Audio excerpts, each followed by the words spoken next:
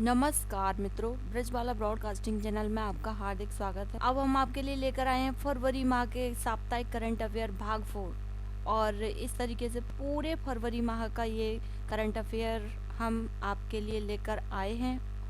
अगर आपने हमारी वीडियो फर्स्ट सेकंड थर्ड ना देखी हो तो प्लीज़ आप देख लीजिएगा, जिससे कि ये पूरे फरवरी माह का करंट अफेयर आपका तैयार हो जाएगा। चलिए शुरू करते हैं। ये जो क्वेश्चन है 61 से शुरू है, यहाँ लिखना भूल गए हैं। हाल ही में इसरो ने चंद्रयान 3 लॉन्चिंग के बारे में समय बताया है, वह कब का है? दिसंबर 2022 तक, या दिसंबर 2023 तक, या नवंबर 2022 तक, या जनवरी 2024 तक? इसका राइट आंसर है दिसंबर 2022 तक। इसके बारे में हम बताना चाहेंगे कि कोविड-19 लॉकडाउन की वजह से चंद्रयान 3 देश के पहले मानव अंतरिक्ष मिशन गगनयान सहित भारतीय अंतरिक्ष अनुसंधान संगठन इसरो की कई परियोजनाएं प्रभावित हुई हैं। जी हाँ मित्रों, चंद्रयान 3 में अपने पूर्ववर्ती यानों की तरह ऑर्बिटर नहीं होगा। शिवन इसरो के लिए चंद्रयान 3 भी एक महत्वपूर्ण मिशन है जो अंतर्ग्रहीय लैंडिंग में भारत के लिए आगे का मार्ग प्रशस्त करेगा। शिवन ने कहा है कि गगनयान परियोजना के तहत इस साल दिसंबर में इसरो के प्रथम मानव रहित मिशन को अंजाम देने की योजना है, जिसे पिछले साल दिसंबर में ही अंजाम दिया जाना था। वो कोविड की वजह से लेट हो चुका है। ये अब हम शुरू करते हैं। क्वेश्चन नंबर 62, महिलाओं को संपत्ति में अधिकार देने वाला देश का पहला राज्य बना?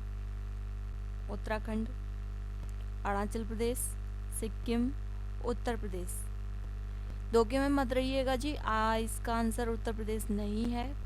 इसका राइट आंसर है ऑप्शन नंबर 1 उत्तराखंड। जी हाँ मित्रों, उत्तराखंड आजीविका की तलाश में राज्य के पर्वतीय क्षेत्रों में बड़ी संख्या में पुरुषों के दूसरी जगह जाने को मद्देनजर लाया गया है। अध्यादेश महिलाओं को आर्थिक स्वतंत्रता उपलब्ध कराने पर केंद्रित है जो पीछे रह जाती हैं। राज्य के कृषि मंत्री सुबोध उनियाल ने कहा है कि उत्तराखंड महिलाओं को उनके पति की पैतृक संपत्ति में सह स्वामित्व का अधिकार देने वाला पहला राज्य है। जी हाँ मित्रों, बड़ी खुशखबरी है ये तो, लेकिन उत्तराखंड के लिए। इस फैसले के तहत यदि महिला तलाक लेती है तो दोबारा शादी नहीं कर सकती, तो भी वह संपत्ति की अधिकारी होगी। यदि महिला को कोई संतान नहीं है, उसे भी संपत्ति का पूरा अधिकार हो। आगे बढ़ते हैं। क्वेश्चन नंबर 63, मुंबई अंडर सी टनल के बारे में गलत विकल्प को चुने। आप सारे विकल्प पढ़ लीजिएगा। इसका राइट आंसर है ऑप्शन नंबर डी। इन सुरंगों के अंदर खतरनाक गैसों की समस्या को हल करने के लिए हरी वनस्पति के पौधे लगाए जाएं। शेकाडो नामक एक वेलिटेशन सिस्टम लगाया जाएगा। जी हाँ मित्रों, इन सुरंगों के अंदर खतरनाक गैसों की समस्या को हल करने में काफ़ी मददगार साबित होगा ये। चलिए अब हम आगे बढ़ते हैं। क्वेश्चन नंबर 64, हाल ही में तमिलनाडु सरकार ने सरकारी कर्मचारियों के लिए सेवानिवृत्ति की आयु बढ़ाकर कितने साल कर दी है? ऑप्शन नंबर ए 50 साल, बी 65 साल, सी 60 साल और डी 62 साल। इसका राइट आंसर है ऑप्शन नंबर सी 60 साल। तमिलनाडु सरकार ने सरकारी कर्मचारियों के रिटायरमेंट आयु को बढ़ाकर 60 साल करने की घोषणा की है। इसमें शिक्षक और सरकारी कंपनियों के कर्मचारी भी शामिल हैं। तमिलनाडु के मुख्यमंत्री के पलानी स्वामी ने राज्य विधानसभा में राज्य सरकार के कर्मचारियों की सेवानिवृत्ति आयु 59 से बढ़ाकर 60 वर्ष करने का निर्णय लिया है। Question number 65, Dada Saheb Phalke international film festival awards 2021 विजेता बेस्ट क्रिटिक्स अभिनेता से सम्मानित किया गया है। Option number A Adnan Swami, B Akshay Kumar, C Deepika Padukone और डी सुशांत सिंह राजपूत। तो देखिए इसका राइट आंसर है option number D Sushant Rajput. Image में तो वैसे आपने देख ही लिया होगा। और हम बताना चाहेंगे कि दादा साहब फाल्के पुरस्कार भारत सरकार की तरफ से दिया जाने वाला एक वार्षिक पुरस्कार है। जी हाँ मित्रों, वार्षिक पुरस्कार। यह पुरस्कार किसी व्यक्ति विशेष को भारतीय सिनेमा में उसके आजीवन योगदान हेतु दिया जाता है। और इस पुस्तक की शुरुआत दादा साहब फाल्के के जन्म शताब्दी पर साल 2069 से हुआ। यह पुरस्कार पहली बार अभिनेत्री देविका रानी को प्रदान किया गया था। यह पुरस्कार राष्ट्रीय फिल्म पुरस्कार के लिए आयोजित समारोह में प्रदान किया जाता है। वर्तमान में इस पुरस्कार में 10 लाख रुपए और स्वर्ण कमल दिए जाते हैं। चलिए अब हम आगे बढ़ते हैं।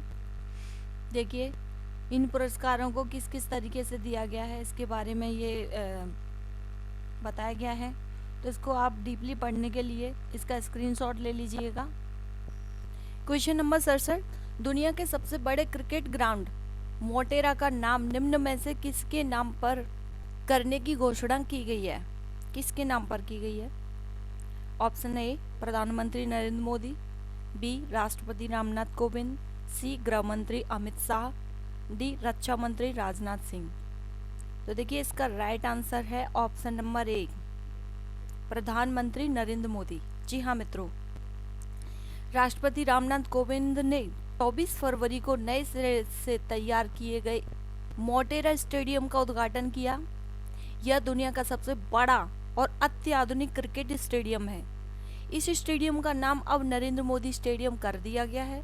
इस स्टेडियम में एक साथ कुल 1,10,000 लोगों के बैठने की सुविधा है। चलिए अब हम आगे बढ़ते हैं। क्वेश्चन नंबर 58, डेनिम ब्रांड ने हाल ही में किस अभिनेत्री को अपना ग्लोबल ब्रांड एम्बेसडर बनाया है? Option number A Kareena Kapoor, B Katrina Kaif, C Deepika Padukone और डी प्रियंका चोपड़ा। तो देखिए इसका राइट आंसर है option number C Deepika Padukone. इनके बारे में हम बताना चाहेंगे कि दीपिका पादुकोण विश्वविख्यात बैडमिंटन खिलाड़ी प्रकाश पादुकोण की बड़ी पुत्री हैं। दीपिका के हिंदी फिल्मी करियर की शुरुआत फिल्म ओम शांति ओम से हुई थी। चलिए अब हम आगे बढ़ते हैं। क्वेश्चन नंबर 69, मध्य प्रदेश के मुख्यमंत्री शिवराज सिंह चौहान ने मध्य प्रदेश के होशंगाबाद शहर का नाम बदलकर क्या रखने की घोषणा की है? Option number A Narmadapuram, B Amritapuram, C Gosaipuram और डी रामपुरम। तो देखिए इसका राइट आंसर है ऑप्शन नंबर ए नर्मदापुरम। इनके साथ ही बताना चाहेंगे हम कि मध्य प्रदेश के मुख्यमंत्री शिवराज सिंह चौहान ने मध्य प्रदेश में होशंगाबाद शहर का नाम बदलकर नर्मदापुरम रखने की घोषणा की है। होशंगाबाद शहर का नाम एक हमलावर होशंगा शाह के नाम पर रखा गया था, जो मालवा का पहला शासक था। यह जिला नर्मदा प्रभाग और बरार का हिस्सा था। होशंगाबाद नर्मदा नदी के किनारे सुंदर घाटों के लिए प्रसिद्ध है। चलिए अब हम आगे बढ़ते हैं। क्वेश्चन नंबर 70, निम्न में से किस देश ने भारत समेत दुनिया के पेशेवर लोगों के लिए ग्रीन कार्ड पर लगी रोक को हटा दिया है? Option number A Japan, B Nepal, C चीन और डी अमेरिका। तो देखिए इसका राइट आंसर है option number D America. America की राजधानी वाशिंगटन है। डीसी प्रेसिडेंट जो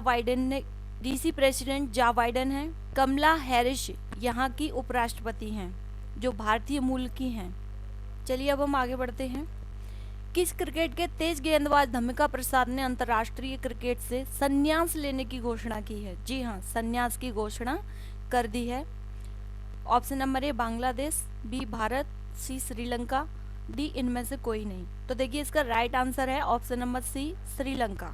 श्रीलंका के तेज गेंदबाज धमिका प्रसाद ने अंतर्राष्ट्रीय क्रिकेट से संन्यास की घोषणा कर दी है। उन्होंने अंतिम टेस्ट मैच वेस्ट इंडीज के खिलाफ अक्टूबर 2015 में खेला था।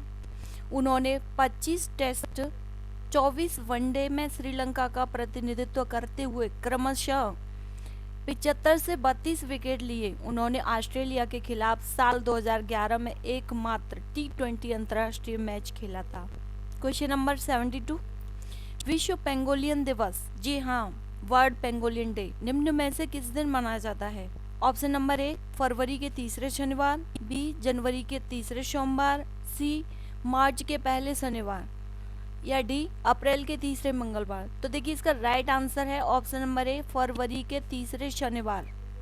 इसके साथ ही हम बताना चाहेंगे कि विश्व पेंगोलियन दिवस हर साल फरवरी के तीसरे शनिवार को मनाया जाता है। साल 2021 में 20 फरवरी 2020 को वार्षिक विश्व पेंगोलियन दिवस मनाया गया। इस दिन का उद्देश्य इन अद्वितीय स्तनधारियों के बारे में जागरूकता बढ़ाना है और संरक्षण प्रयासों को तेज करना है। एशिया और अफ्रीका में पेंगोलियन की संख्या तेजी से घट रही है। क्वेश्चन नंबर 73, हाल ही में किस देश ने महिलाओं के लिए सशस्त्र बल में प्रवेश की अनुमति दी है? जी हाँ, महिलाओं के लिए। Option number A Saudi Arab, B Nepal, C चीन, डी रूस। तो देखिए इसका राइट आंसर है option number A Saudi Arab. Saudi Arab ने महिलाओं के लिए सशस्त्र बल में प्रवेश की अनुमति दी है। महिलाओं को अब सिपाही, लांस, कारपेरल, सार्जेंट और स्टाफ सार्जेंट के रूप में भर्ती किया जाएगा। सरकार ने महिला आवेदकों के लिए कुछ अतिरिक्त मानदंड भी जोड़े हैं। इस कदम का उद्देश्य देश में महिलाओं के लिए अधिकारों को बढ़ाना है। क्वेश्चन नंबर 74, निम्न में से किसे पीपल्स डेमोक्रेटिक पार्टी पीडीपी के अध्यक्ष पद के लिए लगातार 5वीं बार नियुक्त किया गया है? Option number A Omar Abdullah, B Farooq Abdullah, C Mehbooba Mufti, D Sara Pilot. तो देखिए इसका राइट आंसर है option number B Farooq Abdullah. Mehbooba Mufti Jammu Kashmir की पूर्व मुख्यमंत्री महबूबा मुफ्ती को 3 साल के लिए फिर सर्वसम्मति से पीपल्स डेमोक्रेटिक पार्टी का अध्यक्ष चुना गया है। उल्लेखनीय है कि मुफ्ती मोहम्मद सैयद ने नेशनल कॉन्फ्रेंस के क्षेत्रीय विकल्प के तौर पर पीपल्स डेमोक्रेटिक पार्टी का वर्ष 1998 में गठन किया। इसके साथ ही हम आपको बताना चाहेंगे कि प्लीज़ अगर आपने हमारा चैनल सब्सक्राइब न किया हो तो सब्सक्राइब कर लीजिएगा और बेल आइकन दबाना न भूलिएगा। लाइक कीजिए, शेयर कीजिए, कमेंट कीजिए। हमारी वीडियो देखने के लिए आपका बहुत बहुत धन्यवाद। आपका दिन शुभ हो।